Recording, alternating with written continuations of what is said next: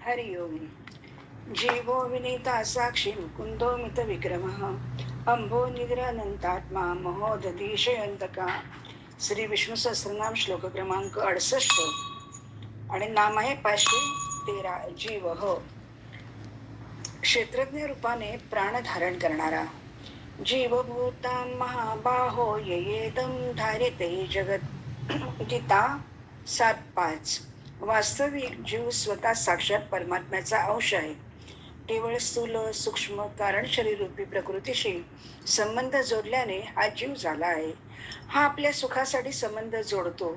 हे सुख याच्या जन्ममरण रूपी महान दुःखाचे प्रधान कारण आहे. वास्तविक जगतरूपी नाही तर भगवंताचे स्वरूप आहे. वासुदेव सर्वम सदसच्चाहम यावत संजायते किंचित स्थावर जंगमम. क्षेत्रज्ञ संयोगात तद्विद्धी भरतर्षभ. गीता 13:26. चत्वार योनी स्थावर जंगम हे सर्व प्राणी क्षेत्र आणि क्षेत्रज्ञांच्या संयोगानेच उत्पन्न होतात. उत्पत्ती विनाशशील पदार्थ क्षेत्र आहे आणि जो क्षेत्राला जाणणारा उत्पत्ती विनाशरहित तसेच सदा एकरस राहणार आहे तो क्षेत्रज्ञ होय. त्या क्षेत्रज्ञाचा जो शरीराशी मी माझे मनाचे संबंध मानणे आहे हाच क्षेत्र आणि क्षेत्रज्ञाचा संयोग आहे. सर्वस्याहम हृदयसन्निविष्टो. गीता 15:15. मी सर्व प्राण्यांच्या हृदयामध्ये सम्यक प्रकाराने स्थित आहे. संपूर्ण प्राणी पदार्थ परमात्म्याच्या सत्तेने सत्तावान आहेत. परमात्म्याशिवाय कोणाची स्वतंत्र सत्ता नाही. ज्याच्यापासून संपूर्ण संसाराची उत्पत्ती झाली आहे आणि ज्याने संपूर्ण संसार व्याप्त आहे त्या परमात्म्याचंच लक्ष ठेवून त्याच्या प्रित्यर्थच पूजन रूपाने आपापल्या वर्णानुसार कर्म केली जावीत. यात प्रत्येक मनुष्याचा अधिकार आहे. गीता 18:46. हे जाणूनच मनुष्याने भेटी लागी जीवा लागली से आस. पाहे रात्रंदिवस वाट तुझी. पौर्णिमेचा चंद्र चकोरा जीवन तैसे माझे मन वाट पाहे. अशी तुकाराम महाराजांसारखी तळमळ जीवाला लागली पाहिजे. अशा जीव श्री विष्णूंच्या चरणांवर जीव प्राण समर्पित करू. 514. विनयता साक्षी. विनयशीलता प्रत्यक्ष पाहणारा, नम्रता साक्षी भावाने अनुभवणारा, आपल्या अहंकाराला तिलांजली देऊन नतमस्तक झालेला, गुरु ज्येष्ठ श्रेष्ठ भगवंत यांच्याप्रती सदैव आदराने वागणारा, अतिशय प्रेमाने मृदू वचनाने सर्वांची मने जिंकणारा मनुष्याचा सर्वश्रेष्ठ गुण आहे. माझ्या वाट्याला आलेले सुखदुःख हे प्रारब्धानुसार आहे. मी स्वतःसाठी त्याचा वापर न करता गोरगरीब नाडलेले जराजर्जर दुःखितांची माझ्या कुवतीनुसार सेवा करेन. धर्मशाळा, मंदिरे, रस्ते, वाहतूक, पाणी वितरण जे शक्य असेल ते करेन. देशसेवा, ईशसेवा, भूसेवा, भूतदया या सर्व भगवंतांप्रती पोचतात. त्यांचा आत्मा आशीर्वाद देतो, कारण प्रत्येकाच्या हृदयात भगवंत आहे. तो साक्षी भावाने सर्व पाहत असतो. आत एक बाहेर एक असा दुट्टप्पीपणा तो जाणून असतो. गतीर भरता प्रभू साक्षी निवास शरण सुरुत. गीता 9:18. ईशनेसाठी केलेले यज्ञ, दान, तप हे नरकाची तयारी आहे, कारण भगवंत सर्वत्र आहे. एकदा काय होतं, युधिष्ठिराने दुर्योधनाला सांगितले जाते, युधिष्ठिरा तू दुर्जन माणूस शोध, व दुर्योधनाला सज्जन माणूस शोधायला सांगितले. पण युधिष्ठिराला एकही दुर्जन माणूस सापडला नाही. त्याचबरोबर दुर्योधनाला एकही सज्जन मनुष्य सापडला नाही, कारण स्वतःसारखे जग दिसते. विद्या विनय संपन्ने ब्राह्मणे कवी असली शुनीचैव पाग्येच पंडिता समदर्शिनः. गीता 5:18. विनय संपन्न ज्ञानी ब्राह्मण गाय, हत्ती, कुत्रा, चांडाळ सर्वांना समभावाने पाहतो, कारण अंतरीचे धावे स्वभावे बाहेरी. तुकाराम महाराज. हाच अनुभव सर्व संतांचा आहे. अशा विनयता साक्षी श्री विष्णूंना विनयाने वंदन करू. 515. मुकुंद मुक्तिदाता. वटस्य पत्रस्य पुटे शयानम बाल्यं मुकुन्दं मनसा स्मरामि श्री बालमुकुन्दाष्टकं जयतु जयतु मेघश्यामल कोमलांग जयतु जयतु पृथ्वीभारे नाशो मुकुंद श्री मुकुंदमाला स्तोत्र मुक्तीम ददाति ती मुकुंद. महाभारतीय युद्धामध्ये स्वेच्छामरणी भीष्माचार्य देह सोडण्यासाठी उत्तरायणाची वाट पाहत होते. अनंत काले च मामेव स्मरण मुक्त्वा कलेवरम यप्रयाति स मद्भावम याती नास्त्यत्र संशया. गीता 8:5 यं वापी स्वरण भावन त्यजन्त्यन्ते कलेवरम. गीता 8:6. भगवंताने या नियमात दयेने भरलेली एक विलक्षण गोष्ट करून दाखवलेली आहे की शेवटच्या चिंतनानुसार मनुष्याला त्या त्या योनीची प्राप्ती होत असते. जर हा नियम आहे तर माझ्या स्मरणाने माझी प्राप्ती होईलच. भीष्माचार्य हे अष्टवसूंपैकी एक शापामुळे पृथ्वीवर मनुष्य जन्म घ्यावा लागतो. यातून सुटण्यासाठी शरशय्येवर पडूनही भगवंतांची सतत आठवण काढत होते. कारण श्रीकृष्णांना हातात शस्त्र धरायला लावीन अशी प्रतिज्ञा केल्याने भीष्माचार्यांच्या तीक्ष्ण बाणामुळे भगवंताचे कवच फुटवून गेले. त्यांचे शरीर रक्तबंबाळ झाले आणि त्या अर्थाने ते आता ताईच मी होतो असे भीष्म म्हणतात. अर्जुनाला बाजूला करून जो माझा वध करण्यासाठी धावून आला तो भक्तवत्सल मुकुंद माझा आश्रय होय. मला सद्गती देवो. शीत विशिख तो विशीर्ण दंश शतजप परिलुप्त आततायिनो मे प्रसवम अभिससार मदपदार्थम स भवतु मे भगवान गतिर मुकुंद. भागवत 1:9-38. मनात भगवान, विचारात भगवान, अंतकाळच्या स्मरणात भगवान. भीष्माचार्य म्हणतात असे भगवान माझी एकमात्र गती म्हणजे आश्रय आहेत. या चराचर जगाची उत्पत्ती प्रलय ज्या तत्वाने प्रकाशित होतो ते परब्रह्मच आश्रय होय. यालाच परमात्मा असेही म्हणतात. भगवन्मय होणे म्हणजे काय त्याचाच तर हा अनुभव आहे. अतिशय सुंदर दिसणाऱ्या भगवान श्रीकृष्णांच्या ठिकाणी मरणासन्न असलेल्या माझी परमप्रीती निर्माण हो. युद्धात मरणारे वीर याच रूपाचे दर्शन करीत राहिल्यामुळे सारूप्य मोक्षाला प्राप्त झाले. अशा मुक्तिदाता मुकुंद श्री विष्णूंचे सदैव स्मरण ठेवू. 516. अमित विक्रम अपरिमित 3 पावले असलेला वामनभटू. विष्णूंचा 5वा अवतार. अफाट पराक्रमी शौर्याची साक्षात मूर्ती. हनुमंतांच्या 12 नावापैकी 8वे नाव. अनंत वीर्यामित विक्रस्त्वम सर्वाम समाप्नोषि ततोसी सर्वहा. गीता 11:40. विश्वरूप दर्शन. आपले पराक्रमयुक्त संरक्षण इत्यादी कार्यही असीम आहेत. आपली शक्ती आणि पराक्रमही अनंत आहेत. श्री विष्णूने भाद्रपद शुद्ध द्वादशीला अभिजित मुहूर्तावर कश्यप आदितींच्या पोटी वामनभटू हा 5वा अवतार घेतला. आधीचे मत्स्य, कुर्म, वराह, नरसिंह असे पशुरूपात 4 अवतार घेतले तर मनुष्य रूपातील बटू ब्राह्मणाचा अवतार घेतला. दक्षिण भारतात हा उपेंद्र आदित्यांमध्ये 12वा इंद्राचा धाकटा भाऊ म्हणून मानला जातो. भक्त प्रल्हादाचा नातू बली हा देवांवर स्वारी करतो. तेव्हा वामनभटू बलीच्या यज्ञशाळेमध्ये प्रविष्ट होतो आणि त्याच्याकडे 3 पावले जमीन मागतो. बलीला त्याचे कारस्थान कळत नाही. बली तयार होतो तेव्हा बघता बघता वामनभटू विराट रूप धारण करतो. पहिल्या पावलात पृथ्वी, दुसऱ्यात स्वर्ग व तिसरे पाऊल ठेवायला जागा नसल्याने बलीच्या मस्तकावर पाय ठेवून त्याला पाताळात गाडतो. पण खरी मेघ इथेच आहे. बलीला भगवंताचे विराट रूप ज्याच्या एका पावलात अनेक ब्रह्मांडे, वेद, अंतरिक्ष, पर्वत, नद्या, स्वर्ग, देवता, यक्ष, किन्नर त्याच्या एकेका रूपात सामावलेले आहेत ते पाहून बलीला खूप आनंद होतो. ही भगवंताची माझ्यावर कृपा झाली. त्यांच्या पदस्पर्शाने मी पुनीत झालो. जन्म मृत्यूच्या चक्रातून मी मुक्त झालो.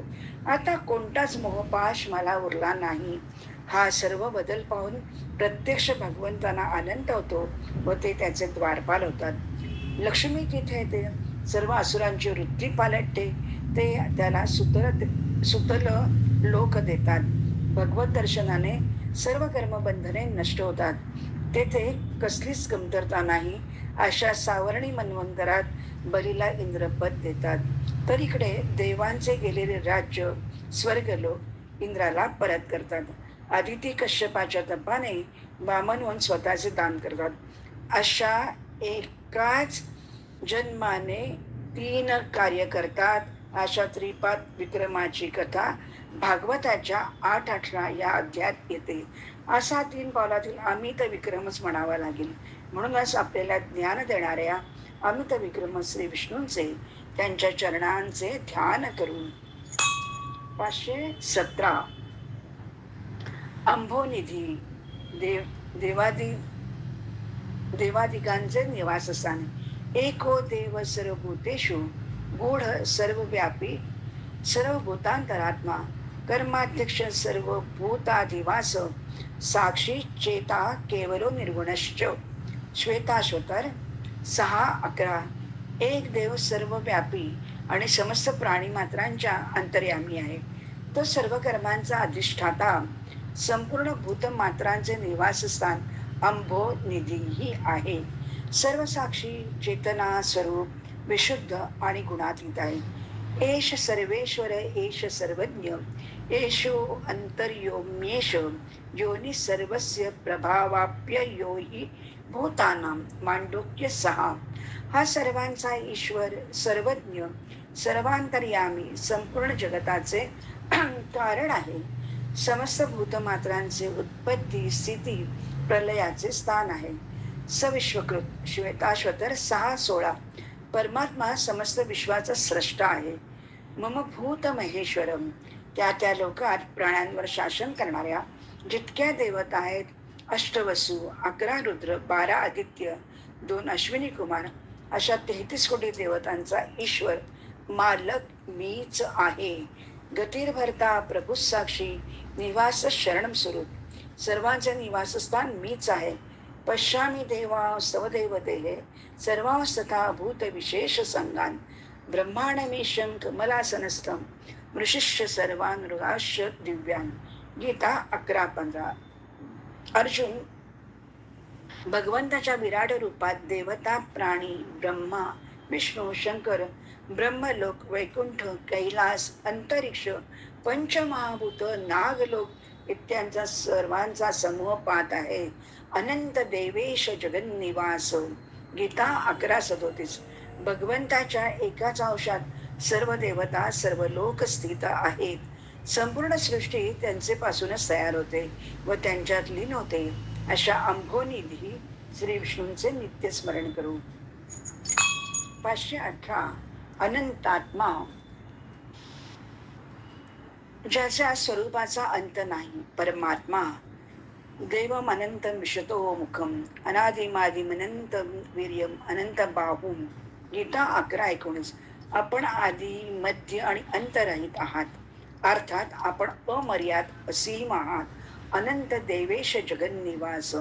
आपला आदी मध्य आणि अंत दिसत नाही. देशात, काळकृत, वस्तुकृत इत्यादी कोणत्याही प्रकारे आपली सीमा नाही. संपूर्ण देश, काळ इत्यादी आपल्या अंतर्गत आहेत. मग आपण देशकाळाच्या अंतर्गत कसे येऊ शकाल? अर्थात देश, काळ इत्यादी कोणत्याही मापाने आपल्याला मोजले जाऊ शकतच नाही.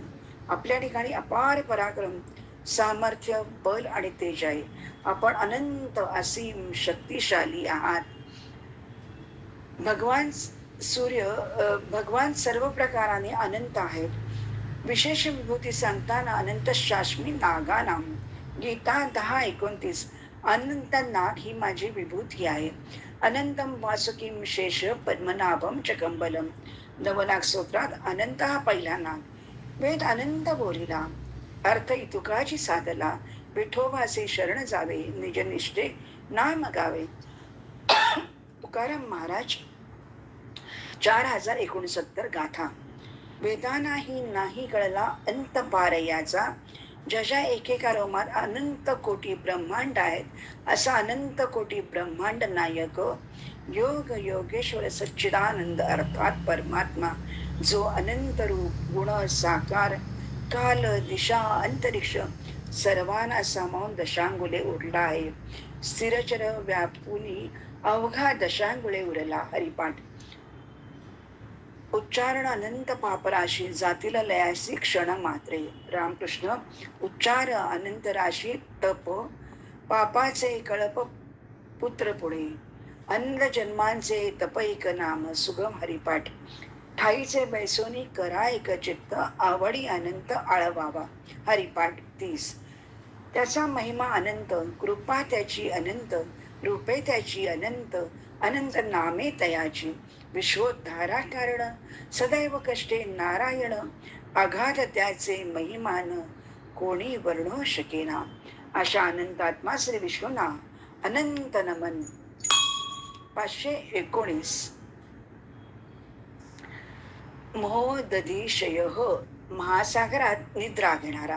हिंदू धर्मात आषाढी ते कार्तिक एकादशी हा 4 महिन्यांचा काळ चातुर्मास म्हणून ओळखला जातो.